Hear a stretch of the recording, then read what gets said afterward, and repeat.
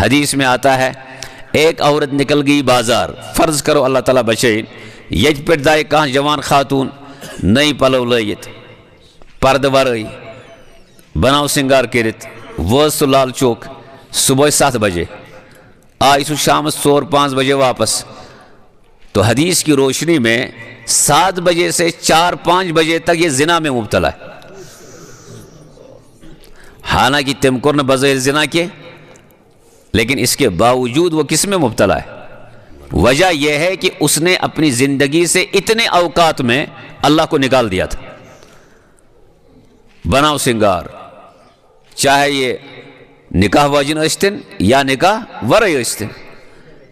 آئی واپس،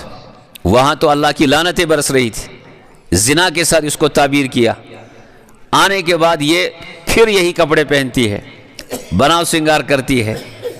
پچ یہ انتظار اس روزہ پنس خاندارس، خاندار آو دوئی رہتی ترئی رہتی، یہ خاندار سے انتظار کران، یہ چائے تھی بناوا دیوان، بت دیوان، خدمت کران، روزہ ایک وٹائی، جتنی دیر یہ ایک ساتھ رہیں گے اتنی دیر ان دونوں میاں بیوی پر اللہ کی رحمتیں، چونکہ یہاں نیت کا فرق آ گیا، تچوس درفدری خطر گمس، وہاں تو اللہ مستحضر ہی نہیں ہے، اور یہاں محمد رسول اللہ صلی اللہ علیہ وسلم کی طریقے پر وہ اپنے شوہر کے لیے تیار ہوئی ہے۔ غرض جب ہم نے زندگی سے اللہ کو نکال دیا تو اللہ کی لعنتیں ہوں گی، اس میں حرام کام ہو جائیں گے، لیکن جو ہی ہم نے کوئی کام کیا، سونا اٹھنا بیٹھنا کھانا پینا، جو بھی کچھ ہم کام کریں گے اس میں ہم نے پہلے اللہ کو مستحضر رکھا، یا اللہ تیرے نام سے یہ کام شروع ہے، یا اللہ تیرے نام سے یہ کام ختم ہے۔ جب ہم اللہ کے نام سے کام ختم کرتے ہیں، شروع کرتے ہیں، شروع کرو تو پڑھو بسم اللہ، اور جو ہی ہم کیا کہتے ہیں کھانے کو ختم کیا، پڑھ لیا الحمدللہ الذی اطعمنا وسقانا وجعلنا مسلمین، یا کنجا کھمو بات مہمان کھانا ہے تو اکل طعامکم الابرار وصلت علیکم الملائکہ افطر عندکم الصائمون، یہ دعائیں دے دی، اللہ کے نام پر ختم، اللہ کے نام پر شروع، صبح کی زمینداری کرنا بسم اللہ سے کر شروع، دکان کھول بسم اللہ سے کر شروع، دوہس کر کام، اور اس میں ہم نے خیال رکھا، اللہ کو مستحضر رکھا، کہاں گاہک آؤ کہاں چیز ہے نا خطر، تم ساتھ تو اس ذہنس مز وہ ہے کہ 1 روپے تی نفع تھائیت ام سے تی چلی مین کام،